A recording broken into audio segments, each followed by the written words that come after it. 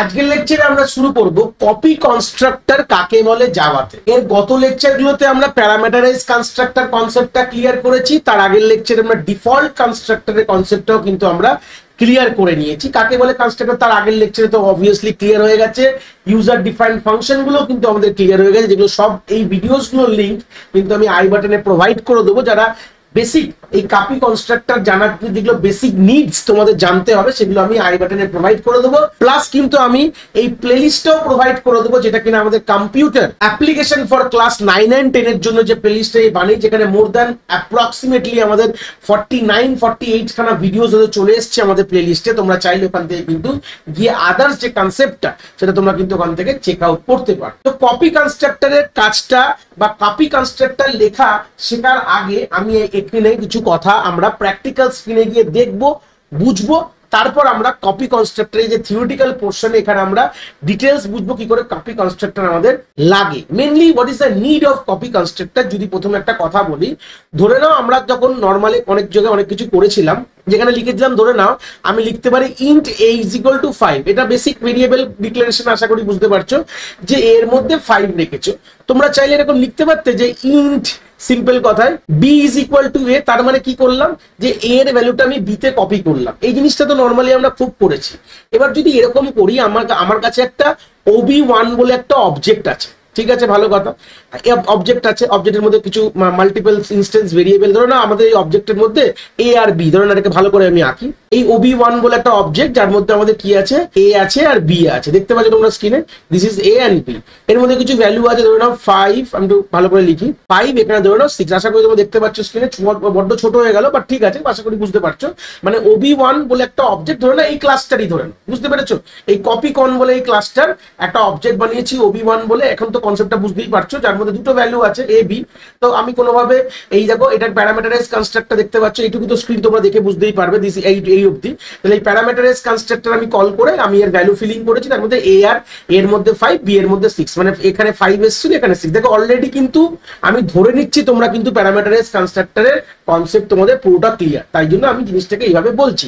এবার সেই সূত্রে দাঁড়িয়ে আমি যদি আরেকটা অবজেক্ট বানাই ob2 বলে, দেখো এখন ডিফল্ট আমি কোনো ভ্যালু দিইনি বলে ডিফল্ট কনস্ট্রাক্টর কল হয়েছে। ধরে নাও ডিফল্ট কনস্ট্রাক্টর কল মানে যদি আমি কোনো ভ্যালু পাস না করি তাহলে আমাকে 0 0 কিন্তু আমাদের এর মধ্যে থাকবে।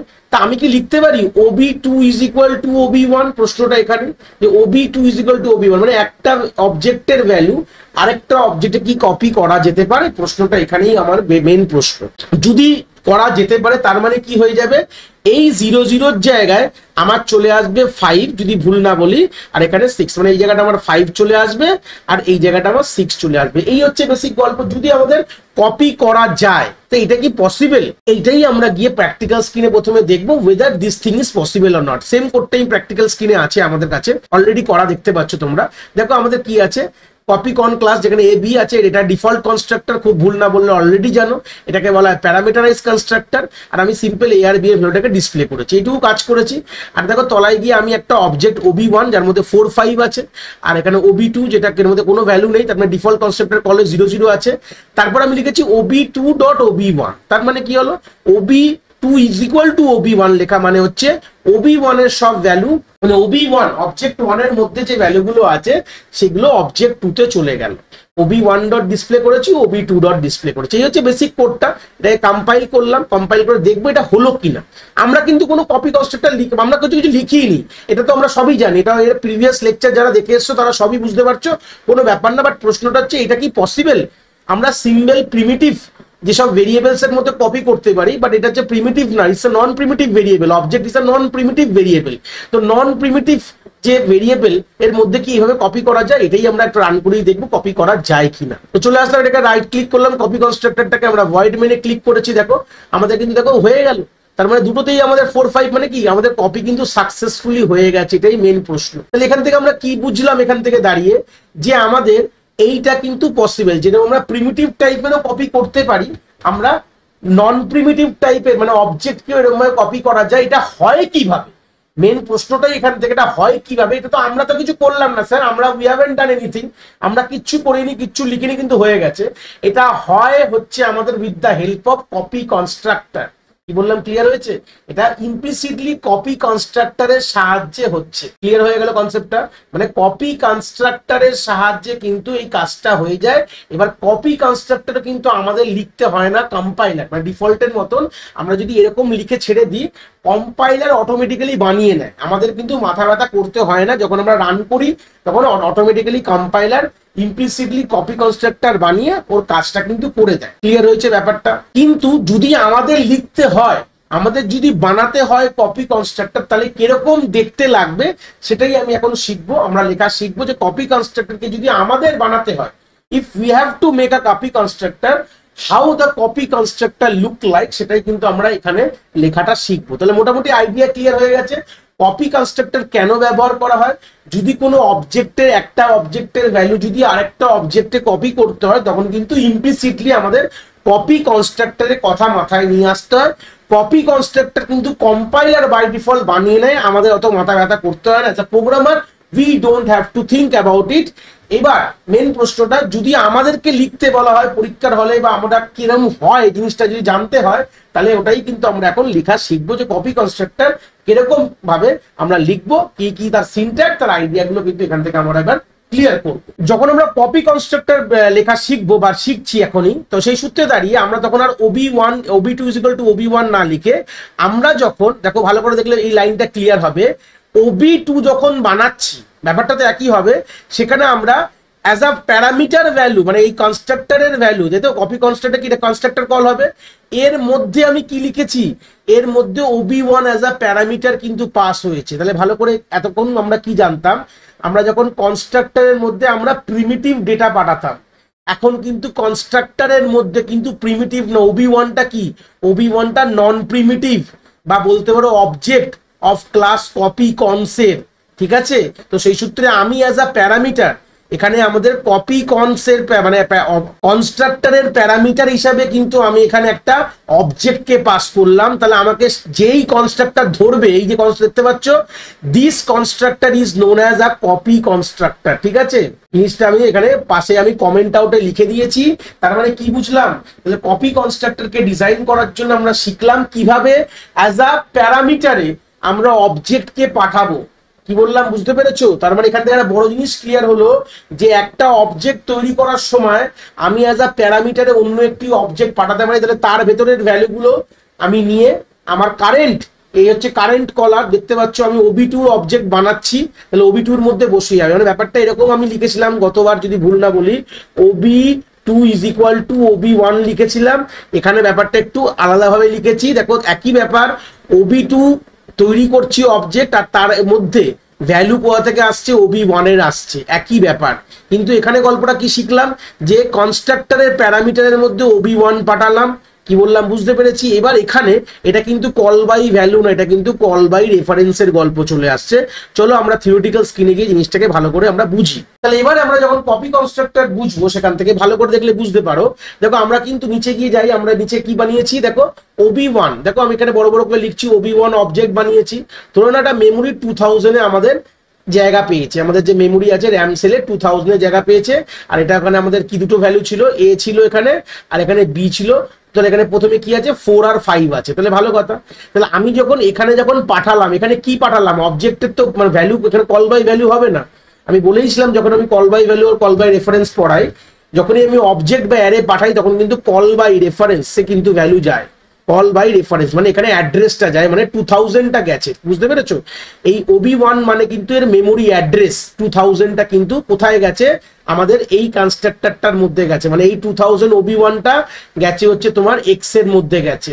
আর টাইপটা দেখো এখানে কপি কনস লিখেছি কেন, ভালো করে ভাবো। OB1টা টাইপ কি, OB1 কি টাইপের অবজেক্ট, কপি কনসের অবজেক্ট। দেখো আমরা অলরেডি যখন ফাংশন যখন লিখলাম, দেখো উপরে দেখো এখানে আমরা x লিখেছি ইন্ট, আর এখানে y লিখেছি ইন্ট। মানে xটা হচ্ছে ইন্টিজার টাইপ, কেন কি দিস আর অল প্রিমিটিভ, yটা হচ্ছে ইন্টিজার। আর xটা এখানে যে xটা আছে, এর মধ্যে কি আছে, অবভিয়াসলি 2000 আছে মেমোরি লোকেশন।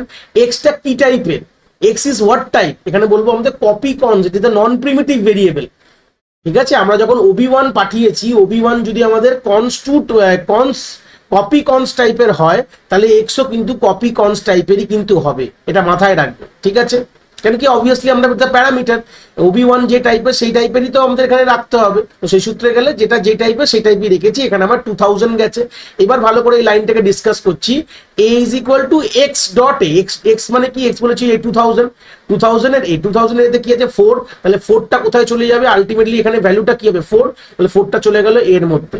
এবার এখানে b is equal to 2000 dot b, তার মানে কি 2000 এর b এর মধ্যে 5 আছে, তাহলে 5টা চলে গেল আমাদের এই b এর মধ্যে। এই বিটা কার b এর মধ্যে গেছে, OB2 এর b এর মধ্যে। তাহলে আমি যদি এখানে OB2 ড্র করি, তাহলে OB2 এর যে a আর b টা আছে, তাহলে এখান থেকে ভ্যালু বুঝতে পারবে। প্রথম লাইনটা যখন লিখলাম x টা কার, এটা OB2 এর x, OB2 এর x এর মধ্যে দেখো 2000 এর a মানে হচ্ছে তোমার OB1 এর এর ভ্যালুটা আমি এখানে বসিয়ে দিলাম, মানে 4 হয়ে গেল। তারপর নেক্সট 2000 এর b মানে 2000 অবজেক্টের b ভ্যালু যে লোকেশনে যেটা আছে সেটা আমি OB2 তে বসিয়ে দিচ্ছি। এইভাবেই কিন্তু অ্যাকচুয়ালি কিন্তু আমাদের কপি কনস্ট্রাক্টর কাজ হয়। ব্যাপারটা একই, আমরা নর্মাল লিখেছিলাম ইকুয়াল টু দিয়ে এটা কম্পাইলার বানিয়ে নেয়, বাট কম্পাইলার যদি না থাকে তাহলে এখানে কে বানাবে, এখানে আমাদের নর্মালি আমাদের নিজেদের লিখতে হবে। লিখলে জিনিসটাকে এইভাবে কিন্তু আমাদের কপি কনস্ট্রাক্টর কিন্তু লিখতে হয়। তাহলে এখান থেকে বুঝতে পারলে কপি কনস্ট্রাক্টরের যে ভ্যালু পাসিংটা কিন্তু কল বাই রেফারেন্স। ফার্স্ট কথা, এখানে কিন্তু অবজেক্টের memory address as a parameter pass হচ্ছে। অবজেক্টটা যেই টাইপের, অত যদি না বুঝতে পারো এখানে OB1টা কি টাইপের, কপি কনস টাইপের, এই ক্লাস টাইপের অবজেক্ট হয়, তাহলে তোমরা এখানে এটাই লিখবে, ঠিক আছে। আর দেখো কনস্ট্রাক্টরের নাম আর ক্লাসের নাম তো সেমই হবে, এটা তো অলরেডি তোমরা জানো, আর কিছু বলার দরকার নেই। তাহলে এই হচ্ছে কপি কনস্ট্রাক্টর। চলো প্র্যাকটিক্যালি গিয়ে এই কোডটাকেই রান করে একবার আমরা দেখবো। এই হচ্ছে কোডটা, আমরা জাস্ট এই লাইনটাকে মুছে দিই, এই লাইনটা তো লাগবে না, ওটা জাস্ট বোঝানোর জন্য করেছিলাম। তাহলে চলো এটাকে এবার রান করবো। সিম্পল, এখন কপি কনস্ট্রাক্টর চলে এসেছে, কম্পাইল করলাম, কম্পাইল হয়ে গেল।